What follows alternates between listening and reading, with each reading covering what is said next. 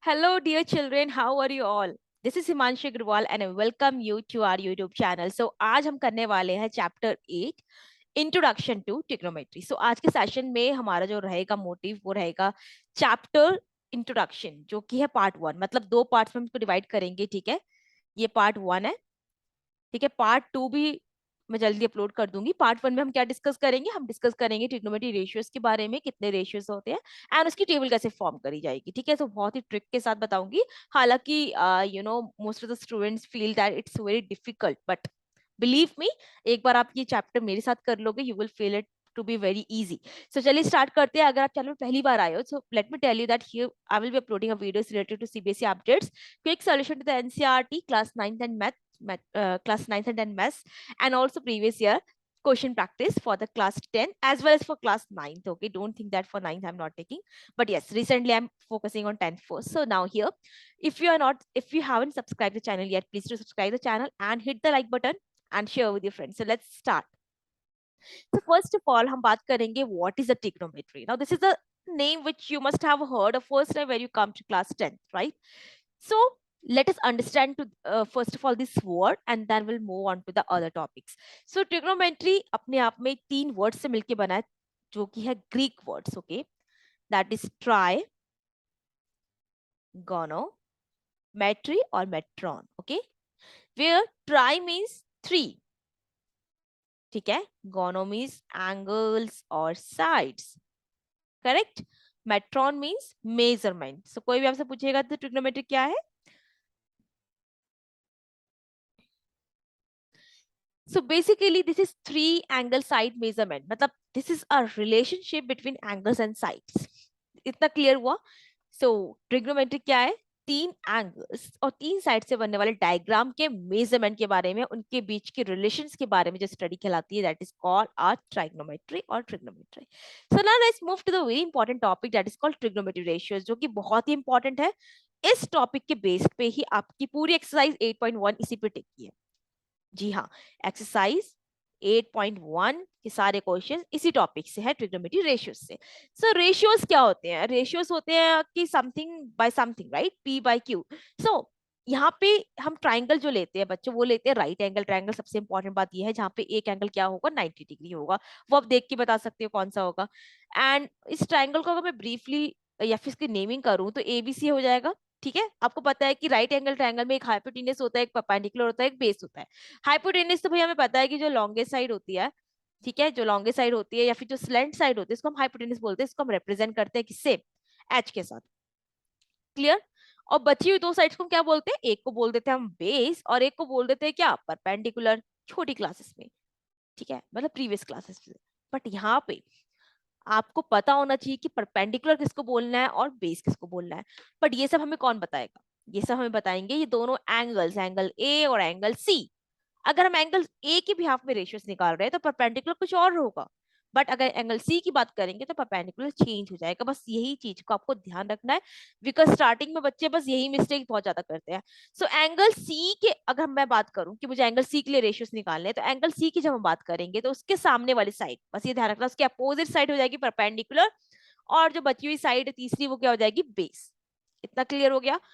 But अगर question में आ जाए कि find the ratio for angle A, sine A निकालो, साइन ए निकालोगे मतलब ए जब भी लिखा होगा एंगल के फॉर्म, एंगल्स के लिए, तो ए के सामने वाली साइड हो जाएगी परपेंडिकुलर और फिर बची हुई साइड क्या कहलाएगी? बेस कहलाएगी. मतलब परपेंडिकुलर और बेस ये आपस में क्या करते रहेंगे? इंटरचेंज करते रहेंगे, depending on the angles that we are taking. Okay, so अब रेशियोज क्या क्या होते हैं आप देख सकते हो. तीन साइड्स है तो तीन को हम अलग अलग फॉर्म में कि डिफाइन कर सकते हैं.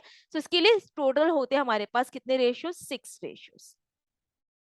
ठीक है, अब उनके नेम्स क्या होते हैं वो देख लेते हैं.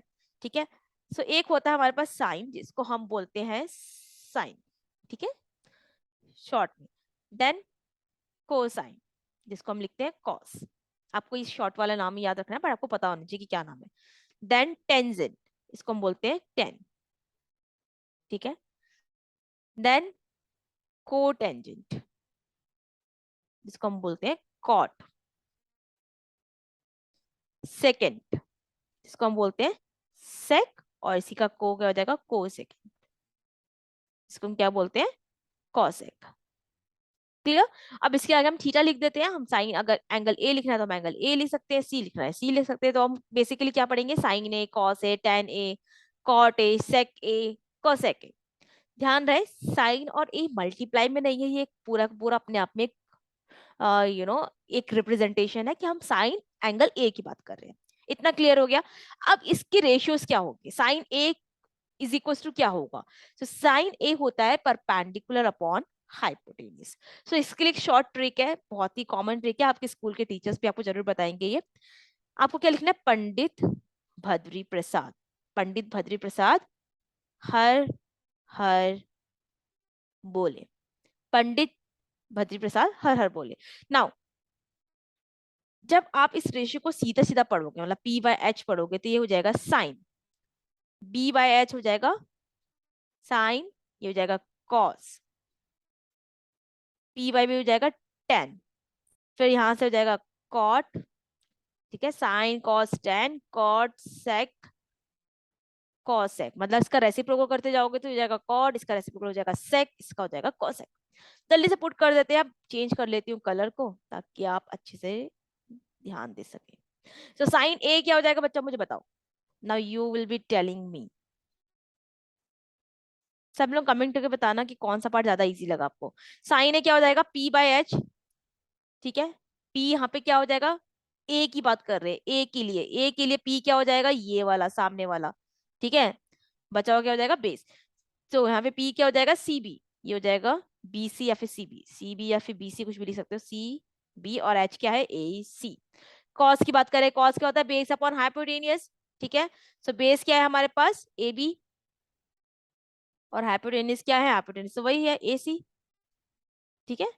ये होता है बेस अपॉन हाइपोटेनियस। टेन क्या होता है, परपेंडिकुलर अपॉन बेस, परपेंडिकुलर क्या है हमारे पास, बी सी, और बेस क्या है हमारे पास, ए बी।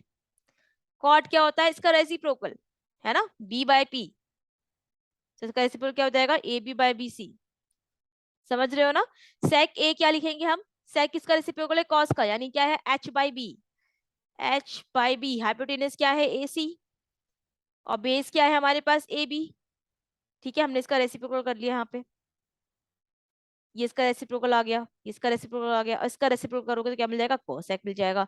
तो कोसेक क्या होता है, एच बाय पी, जो कि हो जाएगा क्या, ए सी बाय बी सी।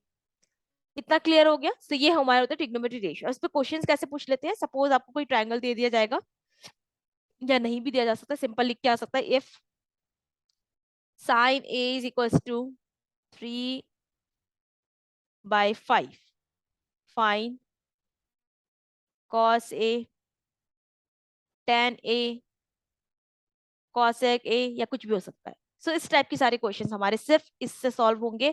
आपको याद रखना है ये, और ये आपको पूरे टाइम याद रखना है, पूरे चैप्टर में बताऊंगी कि आगे भी बहुत हेल्प करेगा ये आपको लिखने में, ठीक है। सो क्या करोगे, पहले लिख लोगे पंडित भजरी प्रसाद हर हर बोले, ये लिखने के बाद ऊपर लिखोगे sine cos tan cot sec cosec, sine cos tan cot sec cosec, repeat करते जाओगे, sine cos tan cot sec cosec, बस इतना करना है। इसके बाद आपको पता नहीं चलेगा चैप्टर कैसे कंप्लीट हो गया।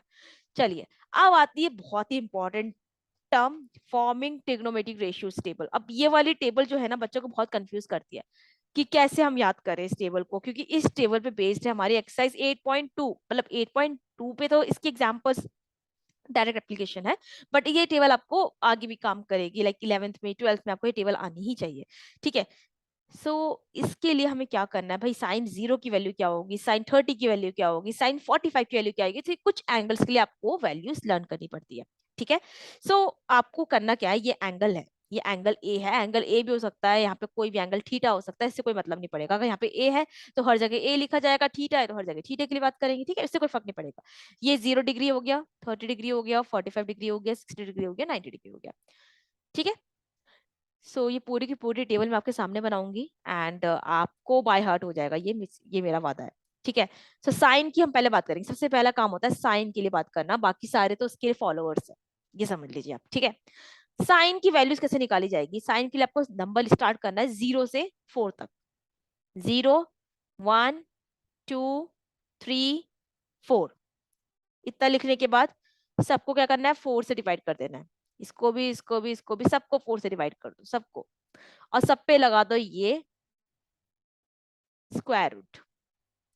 आपको पता है जीरो से किसी भी नंबर, जब when zero divide by something कुछ भी होता है तो उसका आंसर क्या होता है, जीरो, और जीरो का रूट भी क्या होता है, जीरो। 1/4, वन का रूट तो वन हो जाएगा, फोर का रूट कितना हो जाएगा, टू हो जाएगा, स्क्वायर रूट फोर का कितना होता है, टू। इसको हम सॉल्व कर सकते हैं, सॉल्व कर लेते हैं, 1/2, वन का रूट वन और टू का रूट अंडर रूट टू। ठीक है, ये हो जाएगा रूट 3, फोर का रूट कितना हो जाएगा, टू, ये कैंसिल होके वन हो जाएगा, वन का स्क्वायर रूट कितना होता है, वन होता है। एज इट इज इनको क्या कर दोगे, यहाँ पे कॉपी पेस्ट कर देना है, तो मैं कलर चेंज कर लेती हूँ यहाँ पे, ये सही रहेगा। सो इसमें क्या आएगा, इसमें आ जाएगा जीरो, यहाँ हो जाएगा 1/2, ये हो जाएगा 1/√2, ये हो जाएगा under root 3 divide by two, and ये हो जाएगा 1। इतना क्लियर हो गया। अब आपको याद होगा साइन कॉसाइन, साइन कॉसाइन मतलब ये इसी का को पार्ट है ना, इसका पार्टनर है। पार्टनर है तो क्या करता है, ये इस सीक्वेंस में चलेगा, वो अपोजिट चलेगा। सारे पार्टनर्स ऐसे होते हैं, ठीक है।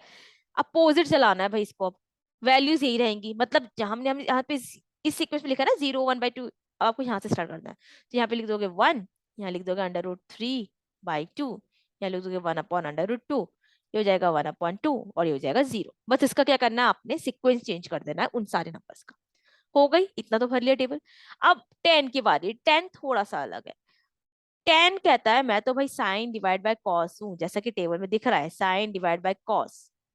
ठीक है, सबको डिवाइड कर दो आपस में तो क्या हो जाएगा, 10 मिल जाएगा हमें। 0 अपॉन में 1 है तो 0 आएगा।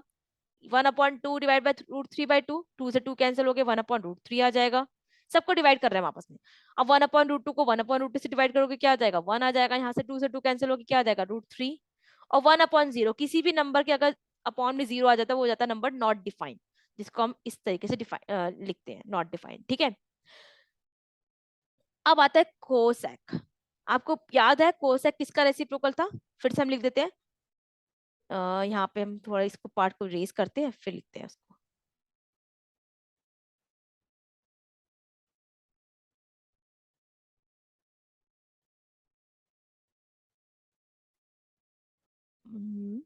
ओके, सो नाउ एक चीज और आप नोट करते जाइएगा साथ में, ठीक है, बहुत इंपॉर्टेंट है। मैंने आपको बताया था पंडित भद्री प्रसाद के बारे में, है ना। पंडित भद्री प्रसाद हर हर बोले, सोना चांदी तोले। सो ये था साइन, यहाँ था कॉस, यहाँ था टेन, और ये था कॉट, ये था सेक, ये था कोसेक। कोसेक किसका रेसिप्रोकल था, साइन का। तो साइन के नंबर का रेसिप्रोकल कर दोगे तो क्या मिल जाएगा हमें, कोसेक मिल जाएगा। मैंने बताया था साइन का नंबर लिखना बस इंपॉर्टेंट है, बाकी तो सब हो जाएंगे। यहाँ से ये हटा देती हूँ मैं साइन।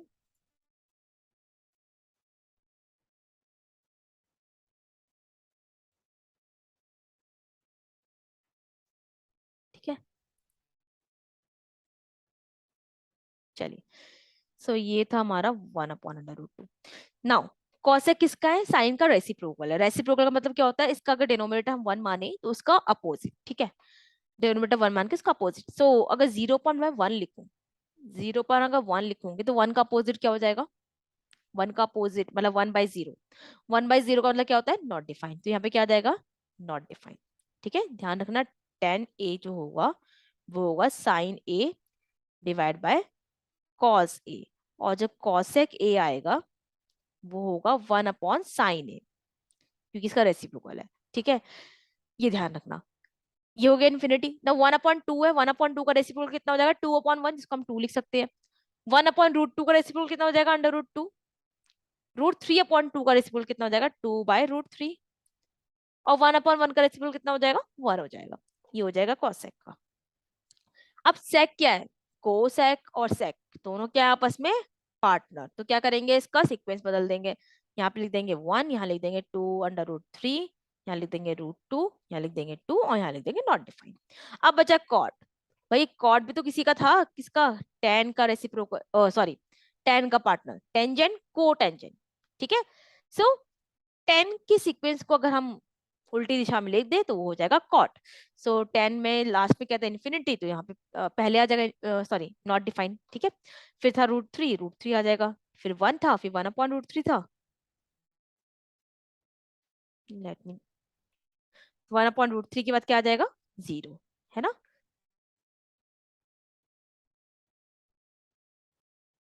यहाँ हो जाएगा 1/√3 और फिर आ जाएगा 0, बस सीक्वेंस बदलना है। सो कुछ भी लगा कुछ नहीं लगा, थोड़ी सी प्रैक्टिस करोगे, 2-3 बार टेबल बना लोगे ना, then you will be loving this table, I am sure. ठीक है, सबको एक तो ये चीज याद रखनी है, और साइन कैसे बनाना है वो याद रखना है। 0 से 4 तक नंबर्स लिखने हैं, सबको 4 से डिवाइड करना है, सब पे स्क्वायर रूट डाल देना है, सॉल्व करते जाना है, साइन की वैल्यू पुट करते जाना है। साइन की सीक्वेंस को बदल दोगे तो कॉस आ जाएगा, साइन बाय कॉस कर दोगे 10 आ जाएगा। कॉस एक साइन का रेसिप्रोकल है, फिर कॉस एक और sec आपस में पार्टनर है, फिर से सीक्वेंस बदल दो। कॉट और tan पार्टनर है, tan का सीक्वेंस बदल दो। So I hope you enjoyed this session. So will be meeting in another session soon with another part, that is part 2, जिसमें हम कवर करेंगे कुछ इंपॉर्टेंट आइडेंटिटीज। सो मिलते हैं जल्दी अपने अगले सेशन में, तब तक के लिए पढ़ते रहिए and take care, bye bye.